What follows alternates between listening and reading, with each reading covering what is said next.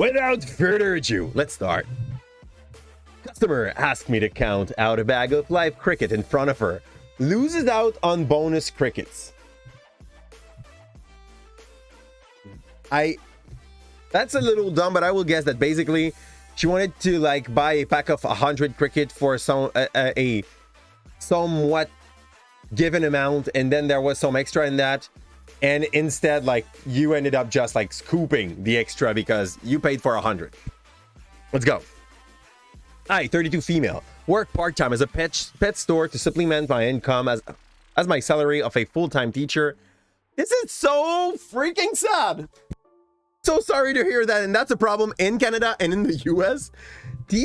Full-time teacher now need to actually have second job to be able to make ends meet.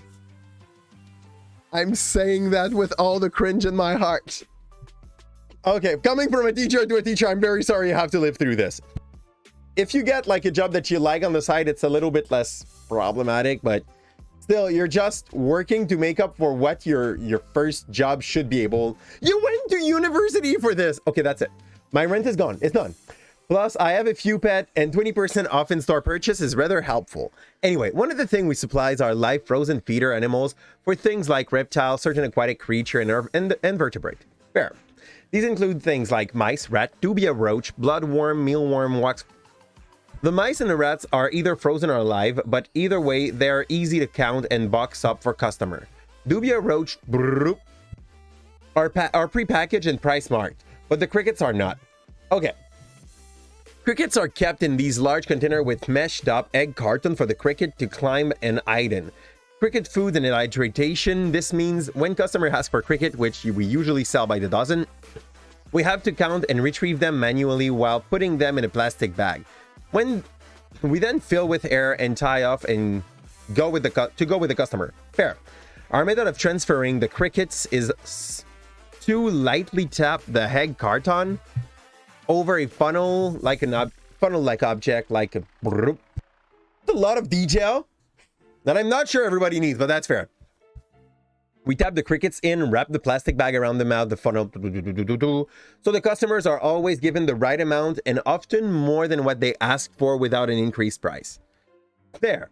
Basically, we often end up with 2 or 3 more, and we're okay with this. Most people get this. The customer in this story did not. A woman comes in and asks for 4 dozen cricket. 40. You are putting too much detail. You're already saying 4 dozen cricket. This is, by the way, this is, I will say, job malformation, or like when you start doing something you do in your job, but in every element of your life. She's talking to you as if you were a like 10 years old, not understanding everything if she did not explain too much. That is a problem that we often see in elementary school teacher, okay? Yeah, I'm saying it's a bad thing at that point. Like, you feel dumb when you read that. So 48 cricket total, guys. Did you get it? Are you good in math? I went to the back, tapped the cricket from the carton into the funnel, and then counted them into the bag. As per usual, the occasional extra cricket tumbled and opted in, probably putting a total a bit over 50 by the time I was done. I bagged them, tied the bag, then took them over to the counter. Now, I don't know if this woman was having a bad day or if she had been a bit stiffed by another store in the past, but she demanded that we count the cricket in front of her before she pays for them. Enjoy! At this point, I would just be like, do so, ma'am. I explained that it was likely that she got more than what she asked, and counting out the 48 cricket individually would take a little while. She insisted she wanted to be sure we weren't ripping her off. So I got one of those small plastic critter keeper. Okay. And a pair of tongs. I opened the bag, making it deflate and slightly more painful to work with, and inserted the thong delicately so to do not crush the crickets. I grabbed each one with the tongue, then started counting slowly, not to crush. That's good. You're taking care of the crickets. Like, she could have took all those sentences and be like, I started carefully counting the cricket, like one by one with the tongue. So after about 5 or 10 minutes at the counter, meticulously counting cricket with tongue. See, again, this sentence was like the 2 sentences before, just rewritten in other words, and the word that we just gave. I'm raging at the text. I'm not okay. And maybe deliberately taking a little bit longer than I had out of spite. A line was built up behind the woman and I was getting close to the end of my count. Eventually, I hit the grand total that she paid for it. 48 cricket. And wouldn't you believe there was 10 left over in the bag? Almost a whole extra 3 dozen. She wouldn't have gotten if she had not asked me to count. She would have gotten if she didn't ask me to count. I said, oh, would you look at that? My mistake. You are right. I did miscount. I'll put the other one back and ring you up for the 48. I'll be back. And before she could protest, I wandered up to dump the 10 cricket back to the cricket counter, which is super fair.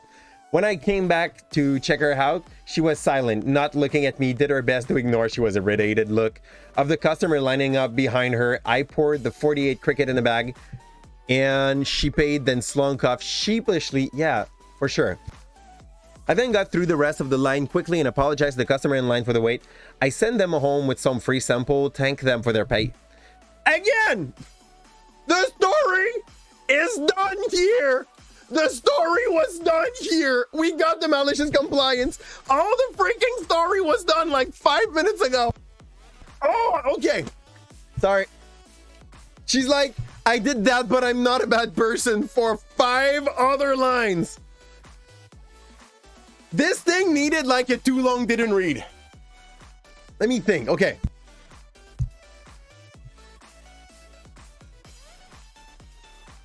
Let's rewrite this. Simply, we feed live food. Sorry, I'm that story took. Look at this shit, wife. Tell me this makes sense. This story is long like this, okay? Do you want me to read you the story? I'm sorry, baby. You hear me like being freak. You see how long that story is? Do you want me to read you the story like without reading the story? Do the average, yeah. Okay. I work at a pet store. We sell live food. In example, rat and cricket. Okay? Yeah. He took the time to explain us that the rat can be live or frozen or that. We don't care. Okay, a client asked for 4 dozen of cricket. So I go behind and I do what we usually do. Bringing, and there's some that I didn't count but that got added, so I bring her back the thing and she asked me to count them in front of her. So I do. I end up counting not 48, 58. I take back quickly the 10 behind the counter and then I serve her for the 48 that she was willing to pay for. There was a line of client that got pissed because of her. And that's it. That's it. I just told you the whole story. That was 6 lines. This was 5 paragraphs. This is stupid. I love you. Was there someone screaming like crazy? No, okay, go on malicious compliance. It's still in the top 1, okay? It's still in the most. You will read that and you'll be like, she explained everything as if you're 6 years old and she's adding detail. She's a teacher in real life. I know that because she written it. Or she's pendant like you. Like, How was it needed to tell me that she's a teacher? I know it's that. remember, if it's from the USA, it's necessary. Was it? How can she be a teacher and working in a pet shop, by the way? Doesn't work. I think she wants me to take out the violent. I think she's like, oh, okay, how can she be a teacher and okay. Just saying. I'm a teacher and I'm streaming. Oh man, this is so dumb. Okay, no, but like they're not paid enough. Fair enough. You like a good long story sometime? Oh man. People. I am totally sorry. She came up to close the door because I was too loud being raging at this. And then you scared the baby. Sorry. God damn. Okay.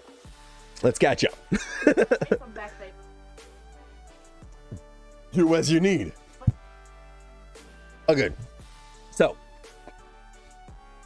I feel like a good long story often ends up being like a, you know, a Series C movie. What makes a good movie and what makes a good story most of the time, and Ebda, I'm pretty sure like we both read good and bad story in the past. If there's a saying when you're trying to write a movie, you don't have to be that tight for a book, but it's often like a good thing if you want your book to sell. If a scene is not useful to understand the movie, cut it out. If a sentence is not useful to understand the scene, cut it out. So basically what they're telling you is that if you want to convey something that will interest people and that will not sound dull, cut everything that is not like providing something to the story. Don't add plotline that will not be finished because you feel like you can add a plotline, you know? And if you added one that you didn't finish, cut it. So it's like movie writing and book writing 101. We've seen people write book and go too much into description and like go for days and paragraph, like explaining how ugly that book looked at the first glance. And you're like, okay, so it's a freaking ugly book. You could have selected like a word that means very ugly or like scary ugly, ominously ugly, and be like, yeah, ominously ugly? This is precise enough that people will be like, oh, yeah, you know, like you'll get the gist. You don't have to say like the book had pustula like popping out. You don't have that. You don't need to put freaking like 3 paragraphs to say how the book looks. You will just lose your reader. People will be like, why the fudge are you trying to write a fan fiction in your own book about the book that you're, you know? I'm losing myself. Yeah. That's it. Here, what is this? What's OC? Original content. And what's L? Long? Lady. It didn't have to be long. To have feeling in a writing of a simple event. You can do that. Like, you can express feeling. If it's necessary to understand, like, how the scene is seen, feeling can be expressed. But if they don't convey something in the thing, that might not help that much. Okay, let's go. We must use our initials as our username. Okay, fine. When I started graduate school in computer science in the late 80s, back when there was one monolithic mainframe that everyone had accounts on, I requested the username gfried1. Nice. Okay. As I would have had that on every system I've ever been on. The sysadmin, who was master of his tiny domain, seemed to take great pleasure in denying my request, citing policy that people use their initials. Everyone had 3-letter username from the dean down to the sysadmin, down to the lowest student. Why? Fine. If your policy is that people use their initials, my name should be Jeff. As my legal name is Jeffrey Eric Francis Fried. Oh, Friedel. Okay, Friedel. Sounds like the kind of useless things that goes in the list of violently useless thing to do. Like, as useful as pissing in a violin. It's okay. I had the only username that not only wasn't 3-character little noise. I think he wanted to write nice. It was my name. Okay. Oh. Okay. Actually, if there was 2 people with the same initial, the late arrival would get a 2. Tracked on. Example given. If Jordan had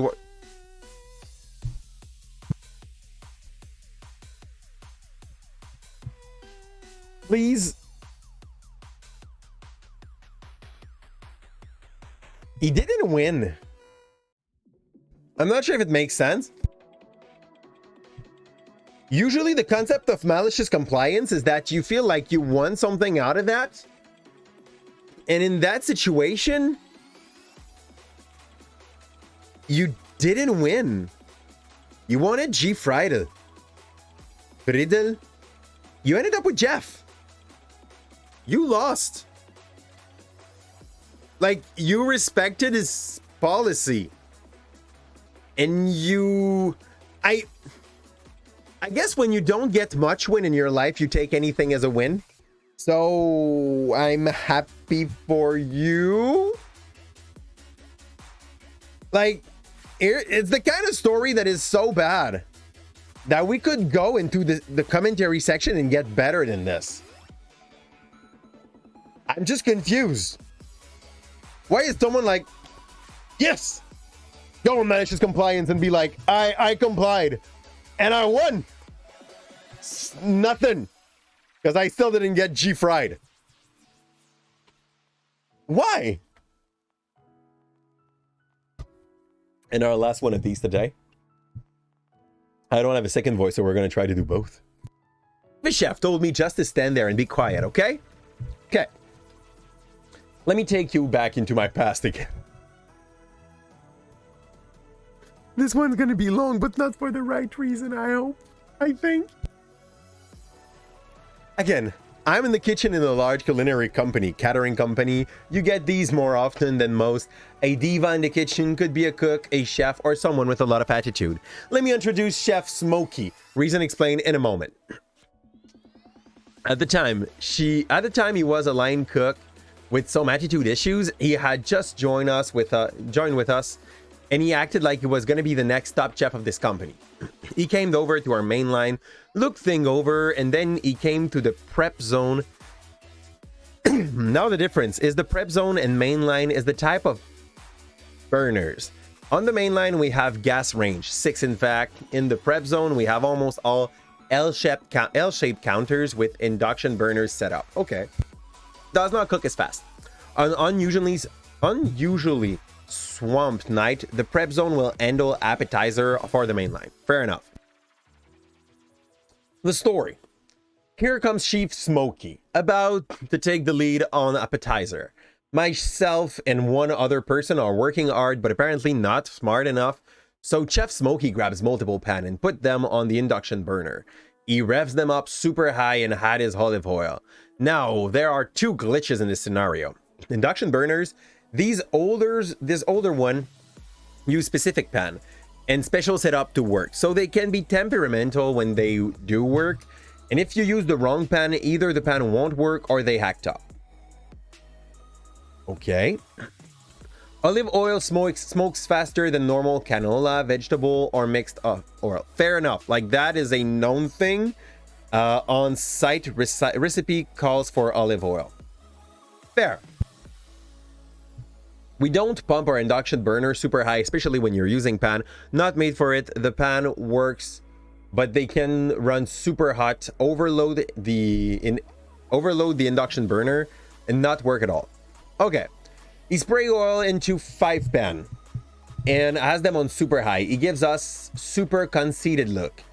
Okay. You might not wanna flip it. Oh, okay. So basically he's just taking control. But you seriously might not. Just be quiet and watch. With all respect, I reached to lower the setting of the induction. He nearly spanked my hand. I just stand there and be quiet. And then you do that. I learned the hard way, I think. You should have said it. Because, like, at the moment, he's in a dangerous situation where he's going to put fire to the place. Here's another thing about olive oil. If you put it into something that is a little too hot, it's going to burn. And once you have a oil fire, that's one of the things that you want to avoid to have in your kitchen. Like, you cannot use water to bring that down. And if you do not have the right rag at hand close by, you might just, like, not be able to control it before it goes crazy. Chief Smokey started his pan, dropping his appetizer to cook. It comes out great, but as he reached his second pan, the oil has already insta-burned. Pan 3, 4, and 5 also have burned oil. They're smoking.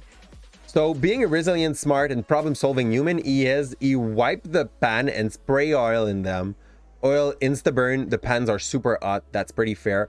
Okay, he tries a new tactic. Chef Smokey drops oil and then drops his appetizer material at the same time. Nice try. His appetizer insta-burn because his oil was already burned quick. Yeah, that's fair. He goes through the cycle about 3 times of burning product pretty fast. He's getting really rage pissed. So I try to stop him, but he's going to try one last time. Burn it again. He lays his oil in his pan again. I lean in and say, hey, Smokey the Beer, your oils are burning again. Okay. Aftermath. Chef Smokey backs off, then each man to a pan, each turned to moderate level. Yeah, okay, good. So then they go to the normal way to take care of these. While Chef Smokey started the reprep of the lost product he had burned through. Let me note, he burned most of our day's product, so he was going to spend the day reprepping. He spent a good day silent. The guy in the kitchen used my nickname. Yeah, that's a sad thing, but like, this kind of thing stuck. Smokey the Bear, character used in Australia to prevent forest fire. Oh, okay, so basically that was just a very fitting nickname. Like, with that, Ebda, you just told us where that person's from. Oh, don't go read that OP name.